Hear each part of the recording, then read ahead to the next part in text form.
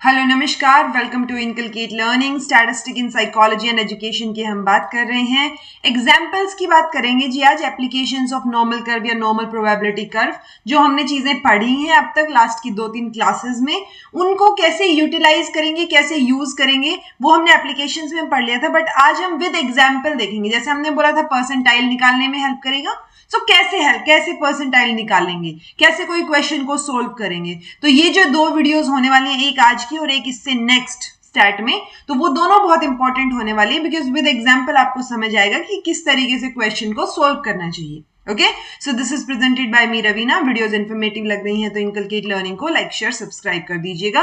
और ये जो क्वेश्चंस हैं ये आपके नेट के एग्जाम के लिए स्पेसिफिकली बहुत इंपॉर्टेंट है, प्लस अगर आप पीएचडी का एंट्रेंस वगैरह देते हैं वहां भी इंपॉर्टेंट है।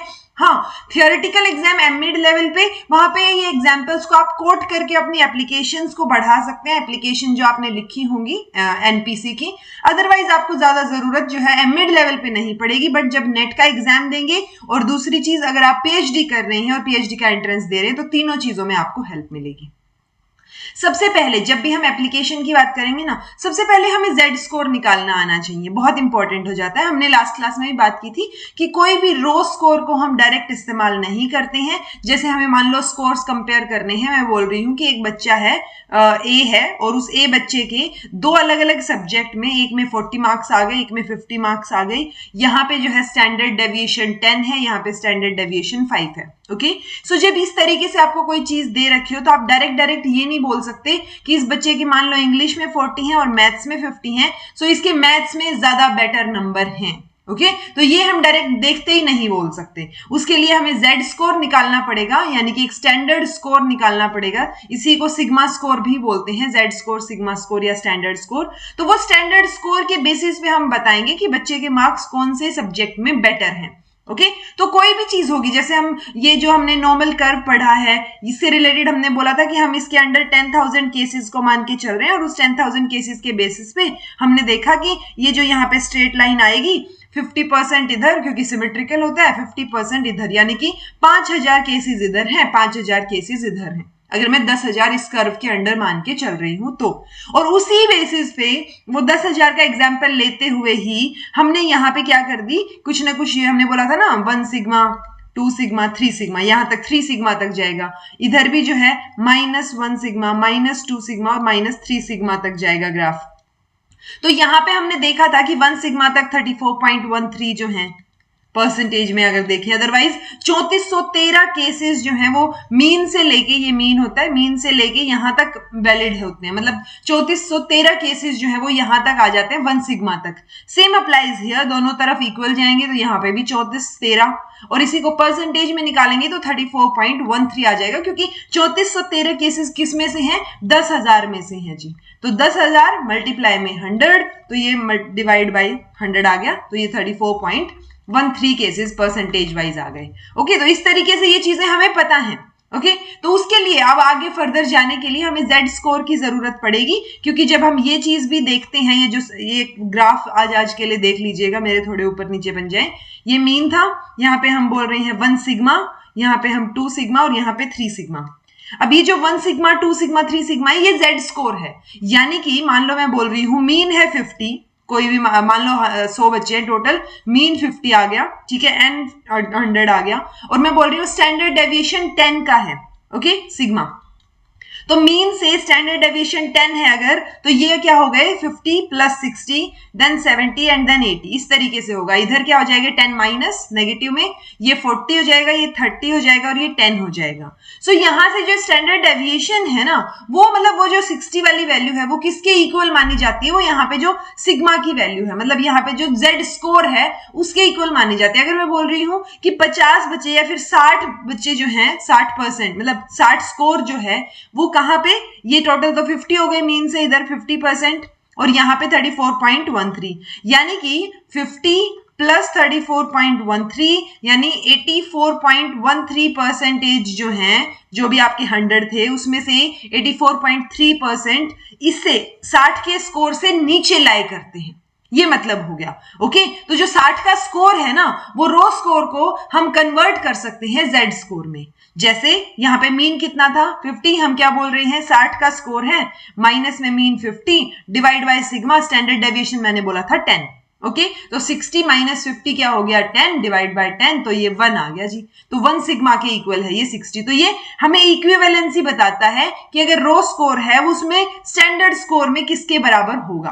ओके, जेड स्कोर निकाल के देखते हैं जी। मीन दे रखा है हमें, मीन क्या है हमारे पास 49.5, स्टैंडर्ड डेविएशन है हमारे पास यानी कि सिग्मा है हमारे पास 14.3।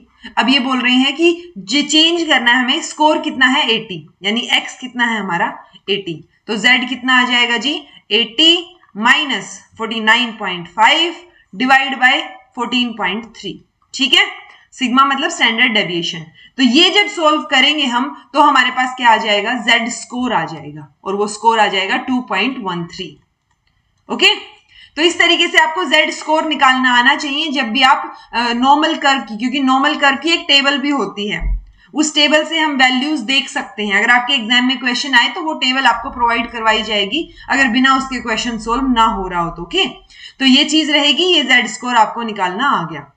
दूसरी चीज होती है जी टेबल, ये है वो टेबल, यानी कि area of the normal curve proportion out of 10,000। ये जो हमने नॉर्मल कर्व पढ़ा था ना, इसके अंदर हमने बोला था कि हम 10,000 केसेस को लेके चल रहे हैं, तो उस 10,000 में से ये हमारा मीन हो गया। देन यहाँ पे ये तो हमने -1 सिग्मा पढ़ लिया, लाइन थोड़ी सी सीधी रखिएगा, ये +1 सिग्मा, यहाँ पे 2 सिग्मा, यहाँ पे 3 सिग्मा। अब ये यहां से लेके यहां तक भी तो कोई वैल्यू होगी, यानी 0.01, 0.02, 0.03, ये आगे जो यहाँ 10 वैल्यूज है, 9-10 वैल्यूज, उनकी वैल्यूज भी यहाँ दे रखी हैं। तो हम z स्कोर निकालने के बाद कैसे निकालेंगे आंसर, ये देखिए स्मॉल x बाय सिग्मा, यानी ये हमारा z स्कोर है जो भी हमने निकाला होगा। ओके, तो z स्कोर मान लो आपका आ गया 1। अगर 1 आपका z स्कोर आया है तो ये वैल्यू आपकी आ जाएगी 34.13। देखिए, यानी 3413 केसेस जो हैं वो 1 सिग्मा तक लाई करते हैं, जो हमने ये पढ़ा था ना ग्राफ, यहाँ पे हमने बोला था ये 1 सिग्मा है, तो 1 सिग्मा तक 3413, यानी कि परसेंटेज में निकालेंगे तो 34.13 आ गया। अगर यहाँ 1 सिग्मा की जगह हमारे पास आंसर आ जाता 1.202, ये वैल्यू आ जाती है अगर हमारी, तो ये 1 तो है ही यहाँ पे, 0.2 ये है 0.02, तो यहाँ पे ये 3461, यानी 34 एग्जैक्ट वैल्यूज हमें यहाँ से मिल जाएंगी। 34.161% जो है वो इस जेड स्कोर से नीचे लाई करती हैं। ओके, आई होप आपको ये पढ़नी आ गई होगी टेबल। अगर आपको नहीं आई तो आगे हम क्वेश्चन करेंगे तब भी हो जाएगा, बट यहाँ पे ये जेड स्कोर है। अब z स्कोर तो कितना भी आ सकता है ना, मान लो 2.4 आ गया, तो 2.4 की तो डायरेक्ट वैल्यू ये हो गई, लेकिन अगर इसके बाद एक और डिजिट में आ गया 2.42 आ गया, ठीक है, तो 2.4 के ऊपर हम 0.02 की वैल्यू देखेंगे। ये 2.4 है, ये 0.2 है, यहाँ पे हम ये वैल्यू देखेंगे 4922। अगर इसको परसेंटेज में करेंगे तो 4922 केसेस किस में से, 10,000 में से, और मल्टीप्लाई में 100, तो 49.22% आ जाएगी।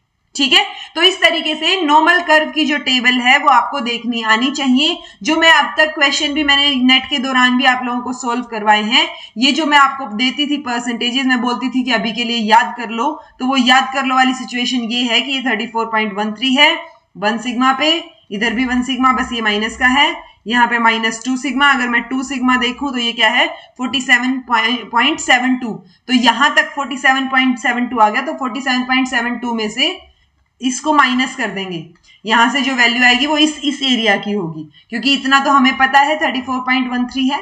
अगेन यहाँ पे 34.13, यहाँ 2 सिग्मा एंड देन 3 सिग्मा। तो इस तरीके से वैल्यूज हम इस टेबल से देख लेते हैं। अगर टेबल हमें ना मिले तो जो स्टैंडर्ड वैल्यू है ना, एटलीस्ट 1 सिग्मा 2 सिग्मा 3 सिग्मा के अंदर कितनी परसेंटेज आती है वो आपको पता होनी चाहिए, अदरवाइज गड़बड़ हो जाएगी। ओके, चलिए, जब हम एग्जांपल्स की बात करते हैं नॉर्मल कर्व की एप्लीकेशंस की, तो ये एप्लीकेशंस एक तरीके से आपको दिखेंगी। एक तो आप 2 डिफरेंट टेस्ट के ऊपर, जैसे मैंने बोला था ना इंग्लिश में इतने, मैथ्स में इतने हैं, ये स्टैंडर्ड डेविएशन है, तो उसके ऊपर क्या कर सकते हैं, स्कोर को कंपेयर कर सकते हैं। ओके दूसरा, to determine percentage of individual whose score lie between two given score. अब मैंने बोल दिया कि 10 से लेके 50 तक जो स्कोर है उसके बीच में कितने बच्चे लाई करते हैं, कितने परसेंटेज लाई करते हैं, तो वो डिटरमाइन कर सकते हैं हम नॉर्मल कर्व से। To determine of the individual scoring above a given score point, अगर मैं बोल रही हूँ 50 से ऊपर कितने बच्चों के नंबर हैं, मान लो 50 मेरा मीन है, तो 50 से ऊपर कितने बच्चे जो हैं वो लाई करेंगे वो पता कर सकते हैं। या पर्टिकुलर की इतने स्कोर से नीचे कितने बच्चे लाई करते हैं, ओके वो पता चल जाएगा। परसेंटाइल रैंक जो है वो पता चल जाएगी, यानी कि percentage of cases lie below a given score point. जो हमने बोला था परसेंटाइल रैंक का यही तो था कि मान लो मैं P30 बोल रही हूँ, यानी कि 30 स्कोर 30 से नीचे 30% से या 30 स्कोर से नीचे कितने बच्चे लाई करते हैं, वो परसेंटाइल रैंक हो गई। ठीक है, तो वो पता कर सकते हैं। To determine the limits of the scores between under which a certain percentage of cases lie, कि मान लो मैं बोल रही हूँ 40 से नीचे कितने बच्चे लाई करते हैं, वो पता चल जाएगा। To find out the limits in terms of score which include the highest given percentage of the cases. So point क्या है, रिलेटिव डिफिकल्टी पता चल जाएगी कि कौन सा क्वेश्चन कितना डिफिकल्ट था, वो पता चल जाएगा। परसेंटाइल पॉइंट्स पता चल जाएंगे। सो ओवरऑल ये 8 केसेस हैं जी। ये 8 तरीके के क्वेश्चन में से आपको एग्जाम में देखने को मिल सकते हैं, स्पेसिफिकली नेट के। इस बार जो क्वेश्चन आया हुआ था लास्ट टाइम वो इससे आया हुआ था, मतलब जो नवंबर में एग्जाम हुआ था, नवंबर 2022, ठीक है।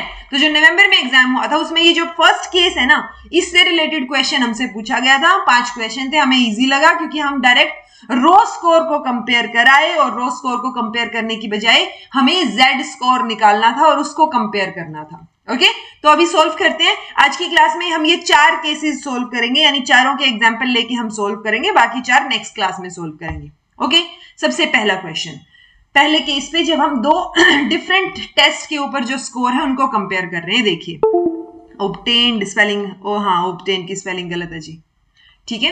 एक स्टूडेंट को 80 नंबर मिले मैथ्स में, ओके मैं यहां लिख लेती हूं, मैथ्स में मिले हैं उसको, अरे एक सेकेंड, हाँ ठीक है, मैथ्स में मिले 80 मार्क्स, इंग्लिश में मिले 50 मार्क्स, यानी कि मीन और standard deviation for the score in maths, तो मैथ्स के लिए मीन है जी 70, स्टैंडर्ड डेविएशन है 20, स्कोर ऑफ इंग्लिश के लिए है 30 मीन है और 10 जो है वो स्टैंडर्ड डेविएशन है। अब हमसे पूछ रहे हैं कि कौन से सब्जेक्ट में बच्चे ने अच्छा परफॉर्म किया, यानी अगर हम ये देखें कि अच्छा इसमें 80 है इसमें 50 है तो हम तो बोल देंगे कि इसमें देखते ही कि अरे मैथ्स में अच्छा परफॉर्म किया ना, बट नहीं, हमें क्या करना पड़ेगा, ये रो स्कोर है जिसपे मीन और स्टैंडर्ड डेविएशन डिफर कर रहे हैं, सेम नहीं है, तो हम क्या करेंगे, इसके रो स्कोर को कंपेयर नहीं कर सकते हैं, और रो स्कोर को कंपेयर नहीं कर सकते तो हमें क्या निकालना पड़ेगा, जेड स्कोर निकालना पड़ेगा।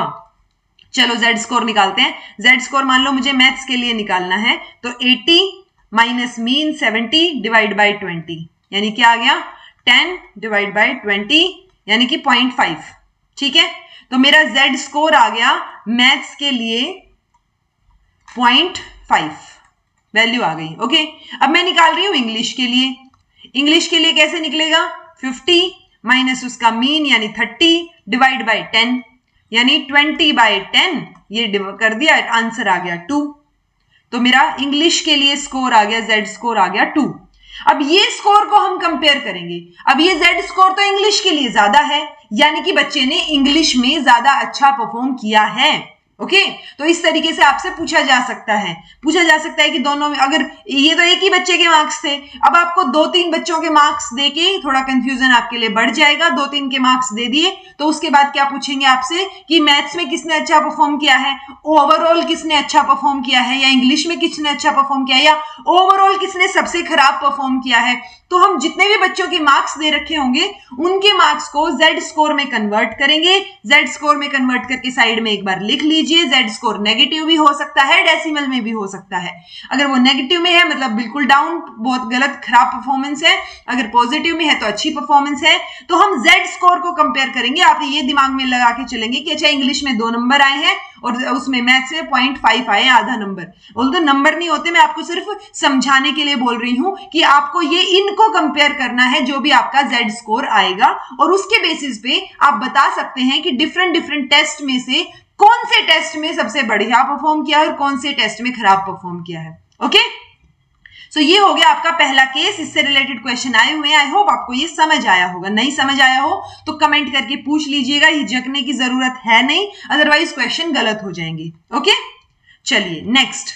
तो ये क्या हो गया, he did better in English than in maths, क्योंकि इंग्लिश में आए हैं 2 Z स्कोर और मैथ्स में आए हैं 0.5। ठीक है जी, चलिए नेक्स्ट क्वेश्चन।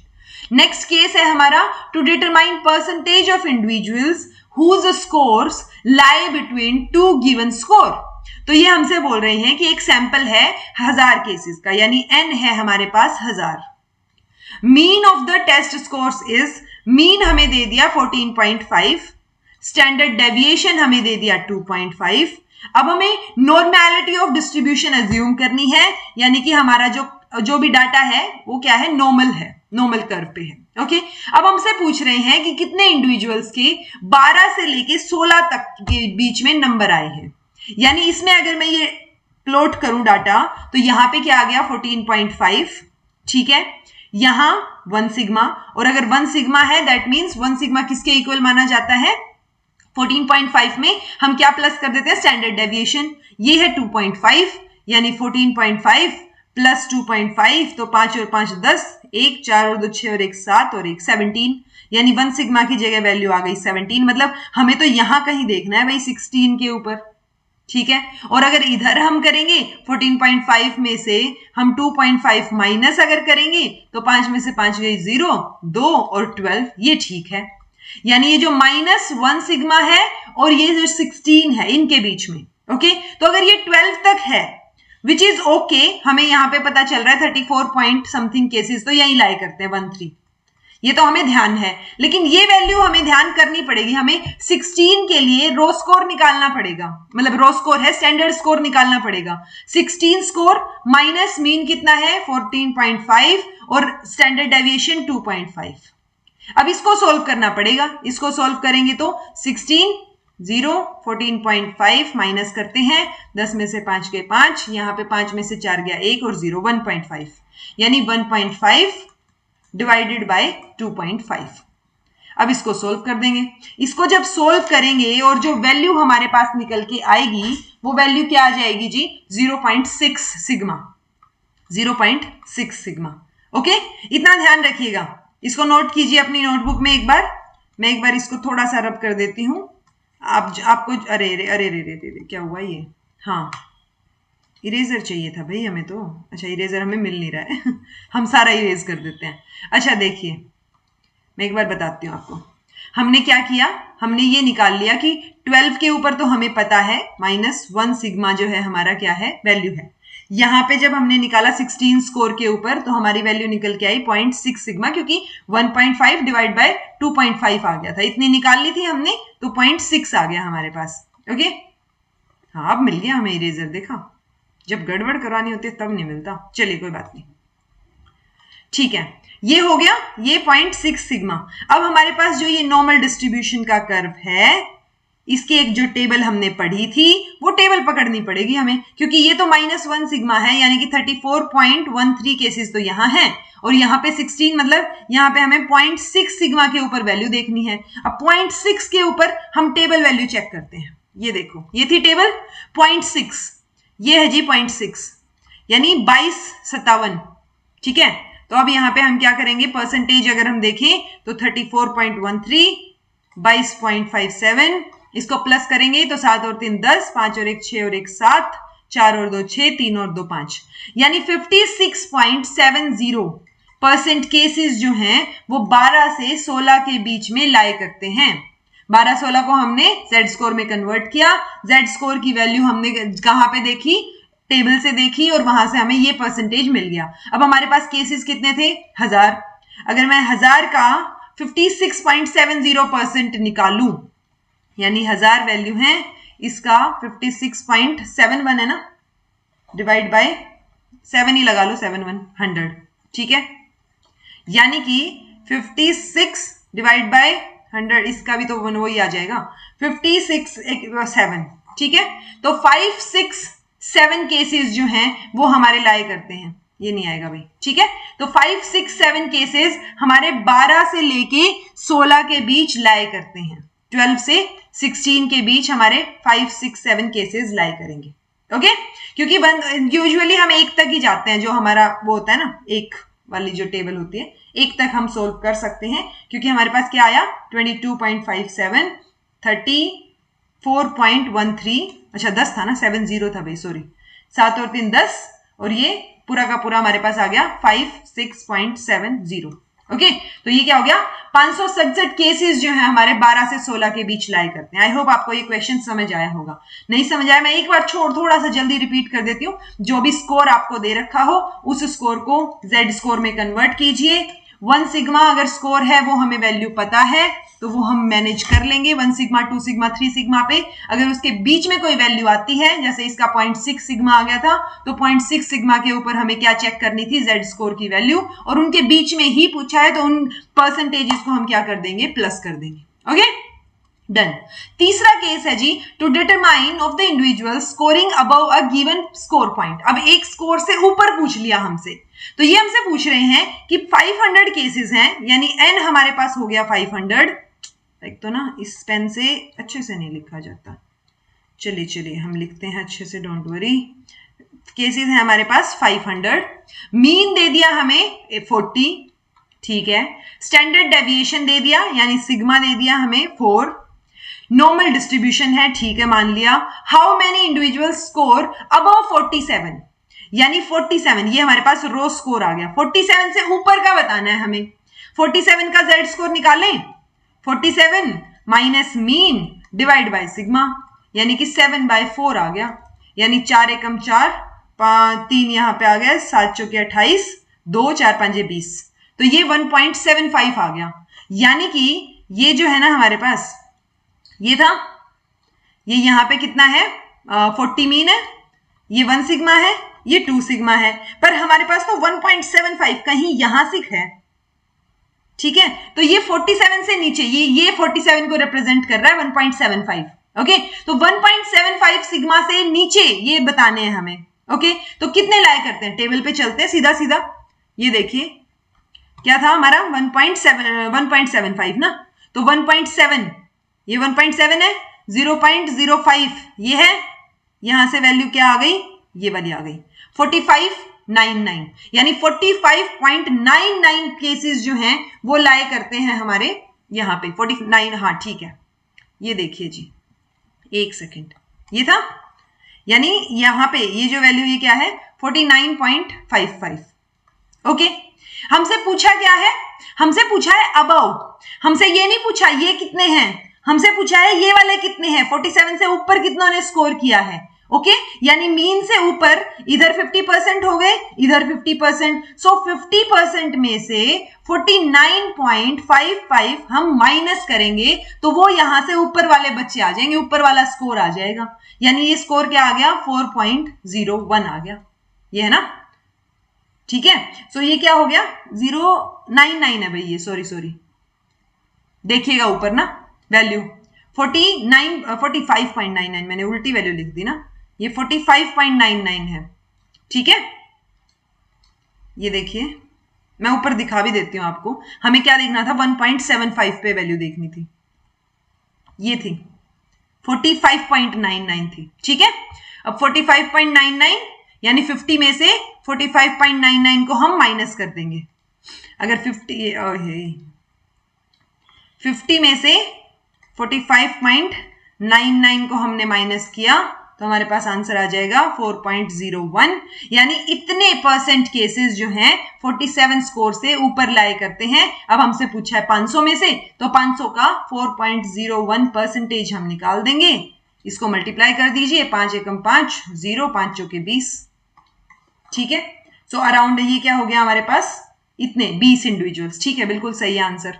20 इंडिविजुअल्स जो है वो हमारे क्या है, 20 लोगों के नंबर जो है वो 47 से ज्यादा हैं। ओके, 500 में से, तो इस तरीके से आप निकाल के बताएंगे। अगर ये नहीं दे रखा होता 500 तो हमारा आंसर यहीं खत्म हो जाता कि 4.01% आएंगे 47 से ऊपर। ओके, तो ये आई होप ये भी समझ आया होगा आपको। नेक्स्ट क्वेश्चन पे मूव करते हैं।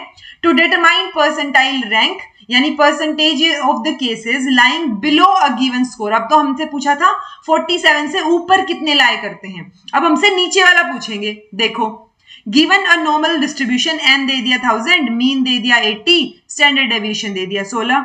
परसेंटाइल रैंक पूछी है किसकी? ऑफ द इंडिविजुअल स्कोरिंग 90, यानी 90 स्कोर से नीचे कितने नंबर हैं, ये है इसका मतलब।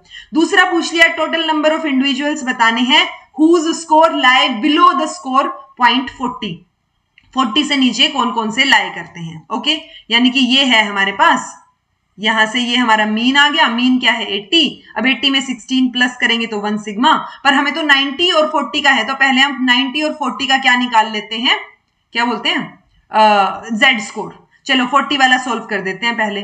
तो 40 minus 80 divide by standard deviation, ये आ गया।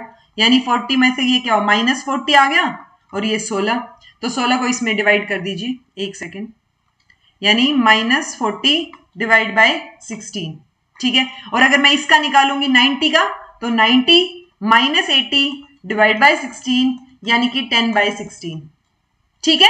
तो ऐसे हम क्या निकालेंगे, जेड स्कोर। तो पहले वाला ही कर लेते हैं पहले सोल्व।